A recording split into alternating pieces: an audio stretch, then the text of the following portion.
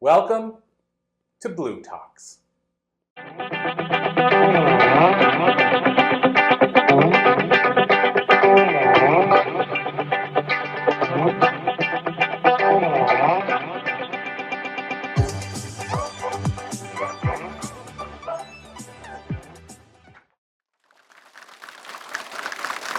Thank you, everyone, for coming. What makes a bad day beautiful?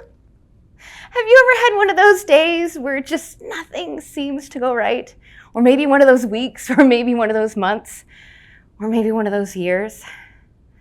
Well, I had one of those months lately, and today kind of feels like one of those days, right? Where you're excited and you're like, life, I'm putting in effort, I'm doing things, but it doesn't necessarily work out. In all of April, I couldn't walk. What I didn't realize was I was feeling sad, I was feeling lonely, I was feeling depressed. And my body got to the point where I couldn't move anymore. I couldn't support myself anymore. And I crashed, and I was stuck on the couch and couldn't move. That was the first time I shared that, other than the boot camp. And really, we tend to think that on those days, on those bad days, that it's time wasted. And we should just shove it all to the side, like flip the table. I've wasted everything. But what's really happening is we're looking for that protection. We think we don't have the resources. How are we going to get it back? And I grew up poor. So when you waste resources, it's a big deal. You lick that peanut butter off the butter knife before you stick it in the sink. The first time I realized that I was having a really bad year was at university. I spent all this time planning since the age of 12.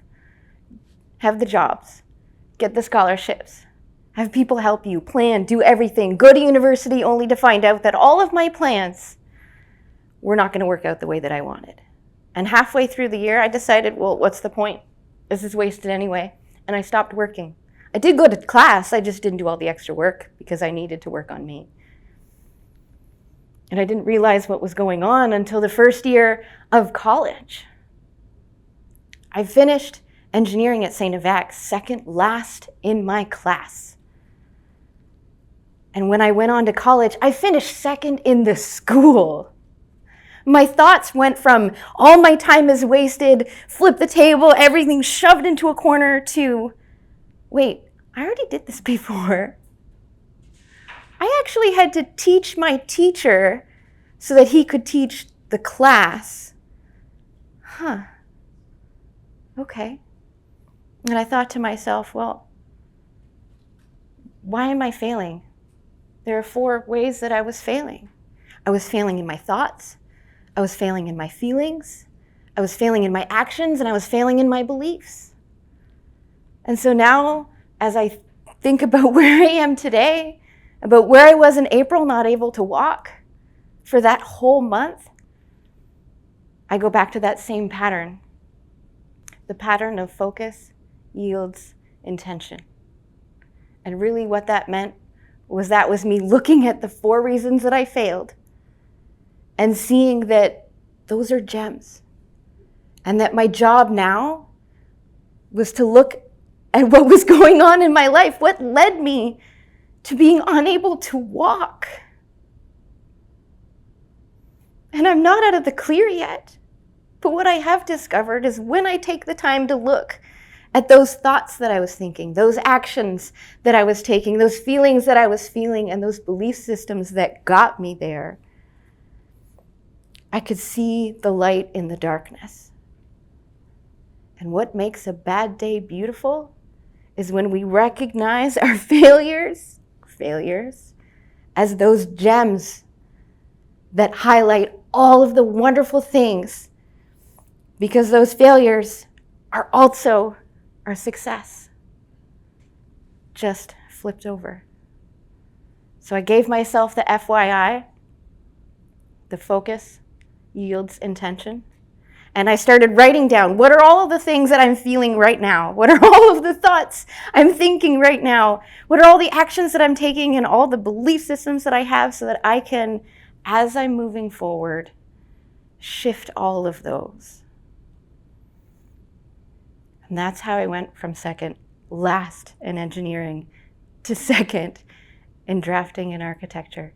And that's how I went from losing my job in architecture to being an entrepreneur. That's how I shifted my business as the years went on, because we never stay as that same version of ourselves in the past. We're always somebody new in the future.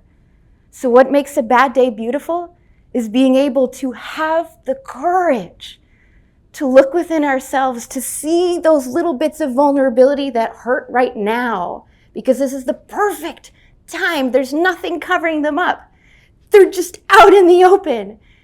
But it takes so much courage to look, and even more courage to put it on paper.